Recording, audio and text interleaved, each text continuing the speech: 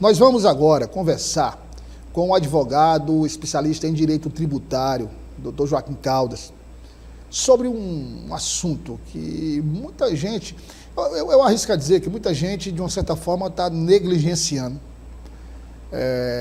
a importância, mais do que isso, a necessidade de conhecer minimamente o novo sistema tributário que em breve entrará em vigor no país.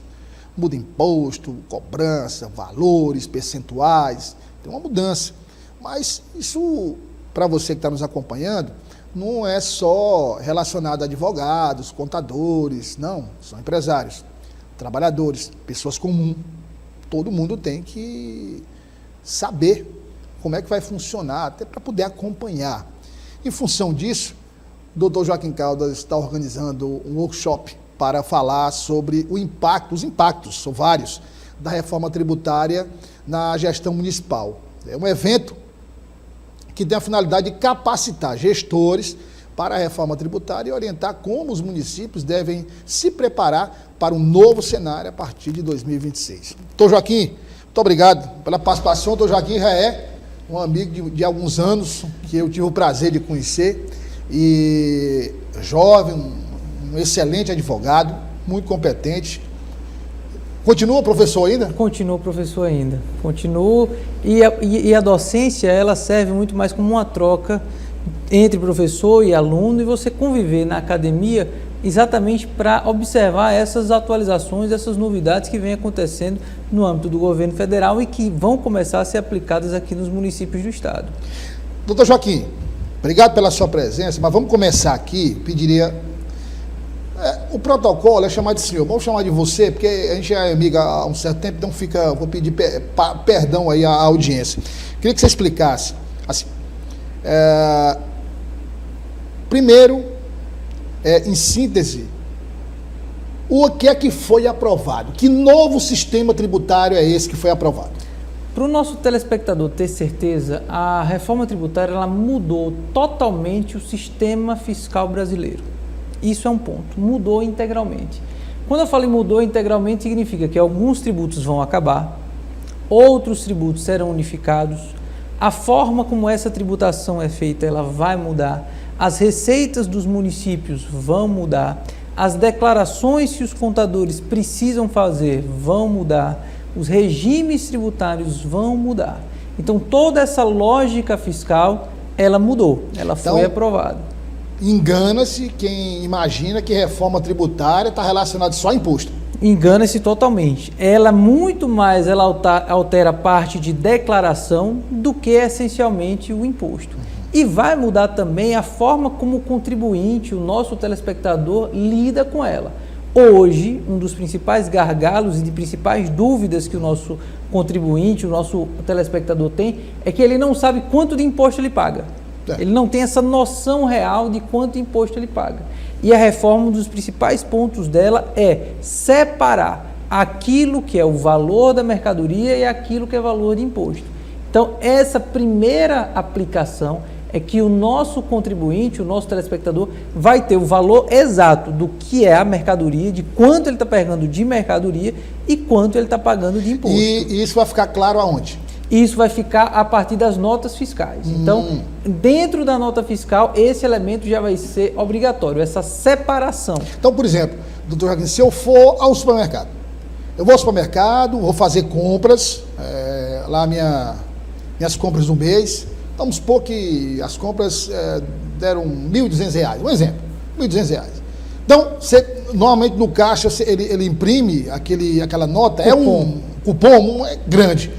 Em cada item que eu comprei vai estar discriminado? É previsto que esteja discriminado individualmente. E aí vem o primeiro ponto. Hoje, as empresas e as prefeituras ainda não estão adaptadas para essa alteração, esse regime. Por que eu falo isso? Porque a reforma ela vai concluir em 2023, em 2033.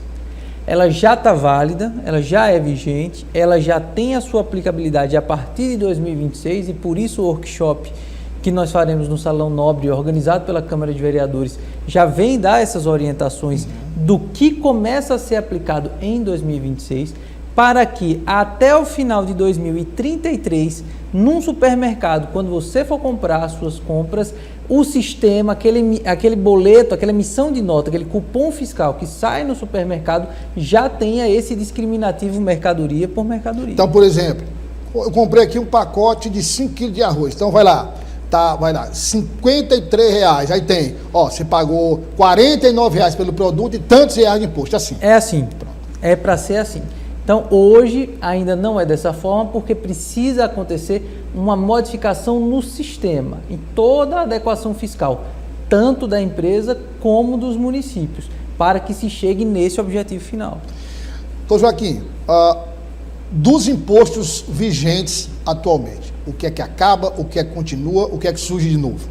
Dentro das principais alterações é o ICMS e o ISS. O ICMS, que é o imposto estadual, o ISS, que é o imposto municipal, eles vão acabar formalmente e vai ser criado um imposto único, e esse imposto único ele vai ser de administração do governo federal, ou seja, sai aquela competência do estado e do município, isso passa para o governo federal, e esse governo federal é que vai dividir, vai repartir as receitas junto a estados e municípios. Então, você vai ter uma alteração de competência. A competência passa a ser gerida pelo governo federal através de um comitê gestor. Aí você pode me perguntar, professor Joaquim, isso é melhor ou é pior? Depende. Depende porque no âmbito do município, você, empresário, contador, consegue resolver as coisas muito mais fáceis. Isso. Dentro da Secretaria de Finanças, dentro da Secretaria de Fazenda. Alguma pendência. Alguma pendência. Você tem uma possibilidade de acesso a resolver isso mais rapidamente. Com a reforma, não. Todas as suas deliberações vão ser feitas para o governo federal. Então, toda forma de questionamento, dúvida, alteração que precisa ser feita vai para Brasília. Então, isso vai tirar um pouco da competência dos estados e dos municípios e vai gerar mais uma barreira para as empresas e para os contadores naquilo que eles tiverem de qualquer dúvida ou de qualquer questionamento dentro da reforma. Agora, já é lento a prestação de serviço, principalmente nessa área de tributos e até em outras áreas. Isso não vai tornar, no caso de um questionamento, imaginando aí o Brasil inteiro, não vai tornar um caos, se tornar um caos, não? Vai se tornar um caos, e é por isso que dentro da reforma, e por isso o workshop ele já começa esse ano, porque dentro da reforma os municípios e os estados vão ser braços do governo federal dentro da fiscalização tributária. Então, um dos elementos que nós já precisamos capacitar os municípios e treinar os municípios é que eles vão precisar alimentar algumas declarações para o governo federal e ter este objeto de fiscalização aqui. É como se a ordem viesse de cima para baixo e o município tivesse que ter um alinhamento junto ao governo federal de como fiscalizar, o que fiscalizar, aonde fiscalizar e aonde não perder a receita. Um dos grandes problemas da reforma também é que ela modifica a forma de repasse para os municípios. Os municípios do sul do estado, como Uruçuí, Baixa Grande do Ribeiro, Bom Jesus, eles vão ter uma perca de receita grande porque os critérios de repasse vão mudar. O valor adicionado fiscal, que é um dos elementos para cálculo do ICMS esse que é repassado dia 10, dia 20, dia 30 para os municípios, esse critério ele vai ser alterado. Então, municípios de pequeno porte que recebem um alto ICMS hoje vão perder esse valor. E aí, doutor Joaquim, o que fazer? É uma reforma aprovada, mas aí uma perda de receita, o que é que os municípios podem fazer? Os municípios precisam montar uma estratégia de industrialização e de arrecadação de como montar meios de gerar um repasse maior e de compensar essa perca. Ao tempo que municípios como Bom Jesus e Uruçuí vão perder receita, Teresina vai ter um aumento de receita em 30%.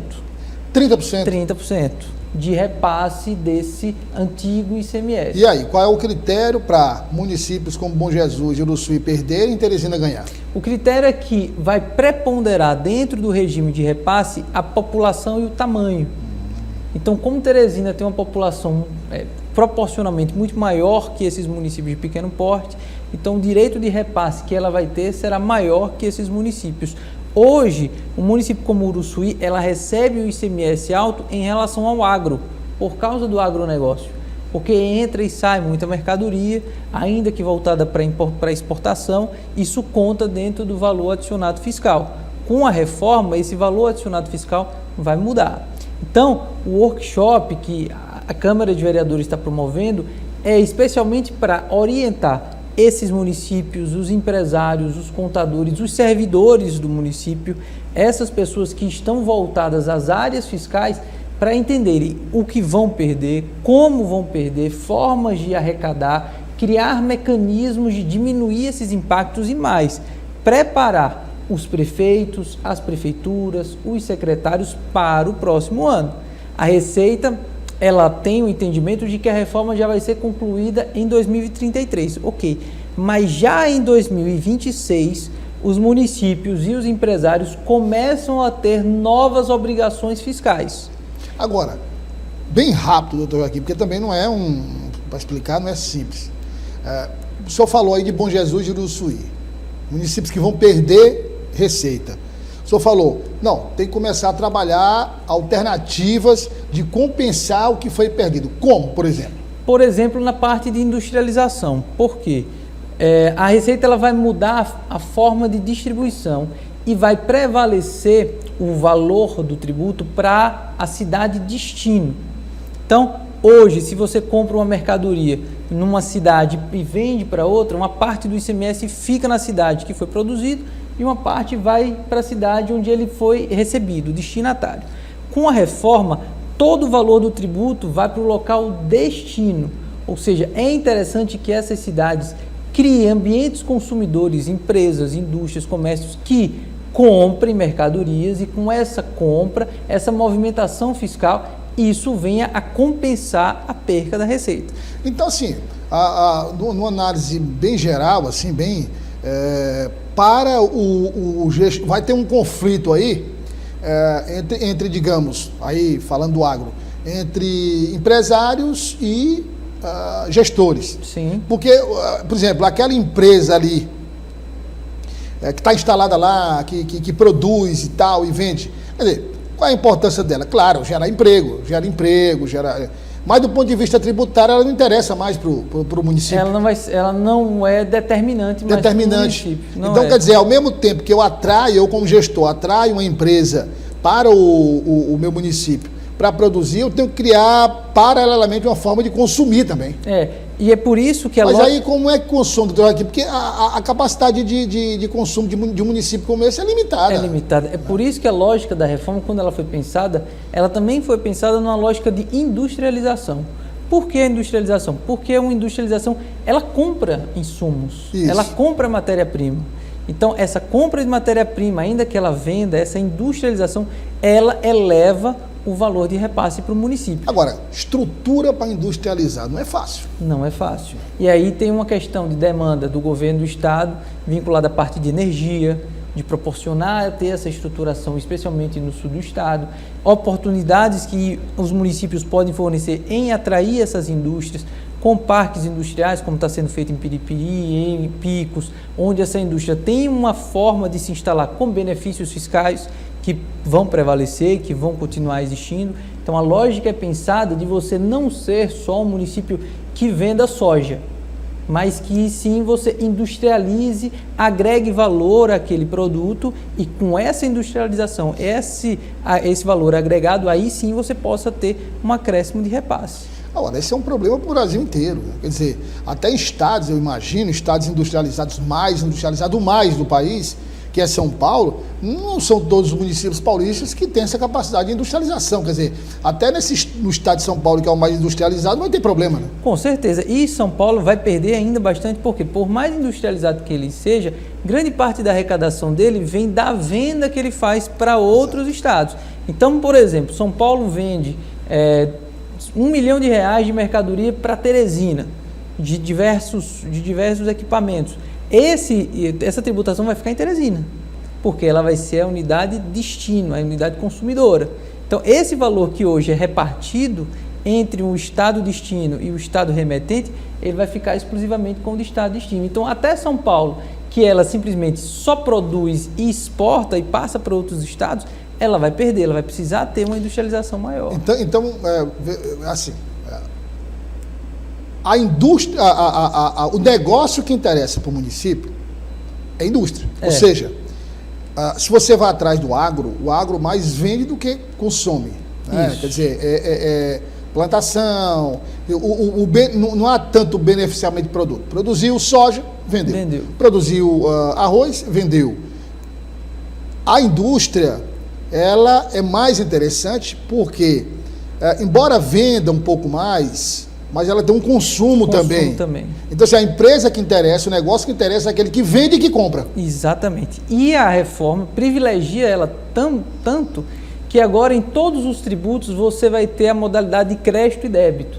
Antigamente você só tinha para o ICMS. Então, a indústria, aqueles que tiverem indústrias vão pagar um imposto muito baixo, muito pequeno, porque vai ter sempre essa modalidade de o que ele comprou, ele usa de crédito, o que ele vende, o que ele usa de débito. Então, mais uma vez, a lógica da reforma é tentar industrializar ainda mais o país, forçar que os empresários eles não fiquem só, como na soja, plantando e vendendo. Que beneficie também, que crie o processamento. Que crie um beneficiamento, porque dentro da estrutura da reforma, aquele que é industrial, que compra e vende, ele tem uma tributação menor. Então, Joaquim, isso pode gerar ações na justiça, quer dizer, o município que perdeu muito e que inviabilizou determinado serviço, entra na justiça? É possível, tanto que no próximo ano você já tem o início da reforma tributária, mas ela não vai impactar na receita diretamente. O que é que no próximo ano vai acontecer? É importante que os prefeitos e secretários que nos assistem fiquem atentos. No próximo ano já passa a ser obrigatório algumas declarações. Então, algumas declarações para o governo federal vai ser obrigatório, as adequações de nota fiscal passa a ser obrigatório, ou seja, não pode ser uma nota fiscal de um jeito em Teresina, outra fiscal em Parnaíba, outra em Florianópolis, não, vai ter um padrão nacional para você ter uma unificação de procedimentos. O governo federal vai obrigar os municípios a ter um recadastramento imobiliário para fins de IPTU, que hoje tem muitos municípios que não cobram IPTU, cobram em valor menor, não cobram taxa de lixo, então tem umas certas dificuldades que o governo vai padronizar, mas isso não vai gerar impacto na receita.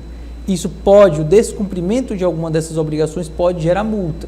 Então, se, por exemplo, o município não tiver com a nota fiscal dele adequada, ele vai pagar uma multa de R$10 mil por mês. Para o município é alto. As empresas que não fizerem as adequações com o seu sistema de nota fiscal, com o seu sistema de DCTF web, ela também corre uma multa de pagar de R$500 a R$3 mil por mês. Agora, doutor Joaquim, o senhor falou aqui do ponto de vista de pagamento de impostos, crédito, débito, do poder público, das empresas. E o cidadão? A pergunta é, vai pagar mais ou menos impostos? Para o nosso telespectador cidadão, a perspectiva é que ele pague menos. No meu ponto de vista, ele vai pagar menos e ele vai ter mais claramente aquilo que ele está pagando. Essa é a promessa do governo, porque, pela lógica do governo, ele vai desburocratizar, ele vai tornar o sistema tributário mais fácil e o fato dele tornar o sistema tributário mais fácil vai diminuir o custo das empresas. Diminuindo o custo das empresas, a perspectiva é que o preço final do produto fique menor e que para o consumidor esse preço seja menor. Eu acredito que isso possa de fato vir a acontecer, mas não agora. Então, para o nosso telespectador, não é no próximo ano, não é em 2027 que os preços vão diminuir. A perspectiva é que o preço venha a diminuir a partir de 2030, 2031, quando a reforma estiver já sentida no consumidor final. E sonegação, o novo sistema, facilita a fiscalização, facilita o combate à sonegação? Ele facilita o combate da sonegação porque ele padroniza procedimentos. Como eu disse, hoje cada município tem uma modalidade de emissão de nota diferente. Então você pode jogar com essas manobras e isso faz com que a empresa tenha uma certa possibilidade de sonegar, de emitir determinadas notas. O cerco está fechando, então com a nota fiscal nacional, aquilo que você emitir de nota, não só o município vai saber, mas o governo federal já vai saber. Então a não tributação, a não declaração dessa nota vai gerar malha fiscal, como acontece hoje no caso do cartão de crédito. Quando uma empresa recebe qualquer produto no cartão de crédito, a Cefaz já sabe. E se você não declara isso, ela cruza essas informações e você cai em malha fiscal. Então a tendência a sonegação diminuir, o cerco fechar dentro das empresas. Então, Joaquim, o senhor é advogado especializado, o senhor é advogado tributarista, né? Mas o senhor entende muito bem de outras áreas, óbvio. Como eu conheço, o senhor é muito competente. Aí o senhor falou como advogado tributarista. Agora, perguntando para o advogado, entendimento geral, no caso dessas ações, qual a chance de prosperar? Olha, o que eu acredito que as ações elas não têm uma grande chance de prosperar. O máximo que elas podem acontecer é postergar. Postergar o ingresso da lei, postergar o ingresso da reforma. Porque, de fato, hoje no Piauí, menos de 60% dos municípios já estão adequados à reforma. Menos de 60%? Menos de 60%. Então falta muita coisa. Falta muita coisa. E nós já estamos em outubro, para janeiro falta 2, 3 meses. Então, assim, é grande a chance de nem todos os municípios do estado do Piauí se adequarem à reforma. E essa realidade se repete em vários outros estados. Em vários outros estados. Existe um padrão nacional onde a gente consegue acompanhar. Então, é urgente que os municípios se adequem a isso. E sim, eu não vejo como impossível alguns municípios ingressarem judicialmente pedindo mais prazo, mais tempo para se adequar à reforma, porque de fato muda muita coisa. Agora, essa questão é o seguinte, não tem efeito cascata, quer dizer, alguns municípios do Piauí ingressam na justiça, alguns do Ceará, outros do Maranhão, cada estado, alguns municípios ingressam na justiça, pedem prazo maior para se adequarem ao novo sistema, e como é que fica a chamada unificação? Isso geraria um problema que provavelmente vai voltar para o Congresso Nacional. Como que o Congresso Nacional vai unificar essas obrigações para aqueles que já aderiram e aqueles que não aderiram ainda? Isso é uma questão que eu não duvido, e não duvido, inclusive, que possa ter uma nova alteração legislativa, especialmente após a eleição presidencial, como for a eleição presidencial, isso pode ser novamente alterado, mas o que eu digo para os municípios do escritório, para os municípios que estão nos assistindo, é se atentem a fazer essas adequações, porque pior é um município que não fazer essas adequações, não se adequar e perder, por exemplo, repasses voluntários, perder emendas parlamentares. A não adequação à reforma tributária vai levar o município a ser inscrito no CALC. E ele ser inscrito no CALC impede que ele receba emenda de deputado, emenda de senador, impede que ele receba convênio. Então o município vai perder recursos. Ou seja, o prejuízo pode ser maior. O prejuízo pode ser maior. Quer dizer, aquele município que é atingido com perda de receita, imagina perder tudo isso. Perder tudo isso. Então, a adequação, e por isso a ideia do workshop, é dar essas orientações para os municípios, para os secretários, para os vereadores, a eles se atentarem a essas modificações que já começam a valer a partir do próximo ano. Então, Joaquim, vamos reforçar então o convite para quem está nos acompanhando, para participar do workshop, como o senhor deixou muito claro aqui, é de extrema importância. O workshop vai ser o dia 31 de outubro, no Salão Nobre da Câmara de Vereadores, é organizado pela Câmara de Vereadores aqui em Teresina. É gratuito, presencial, e a inscrição é feita no site da Câmara de Vereadores. Eu convido a todos os prefeitos, vice-prefeitos, vereadores, secretários de municípios, empresários, contadores, para estarem presentes nesse evento, porque lá teremos os representantes da Cefaz, dando essas orientações, representantes do Conselho Regional de Contabilidade, da OAB, onde a gente vai fazer uma individualização, um mapeamento de cada um dos municípios e o que pode ser feito para que o seu município não perca recurso a partir do próximo ano. Doutor Joaquim, muito obrigado pela participação, prazer recebê-lo aqui, e o convite fica feito para o senhor retornar para falar, obviamente, da reforma tributária e de outros assuntos também. Eu que agradeço, muito obrigado. Obrigado.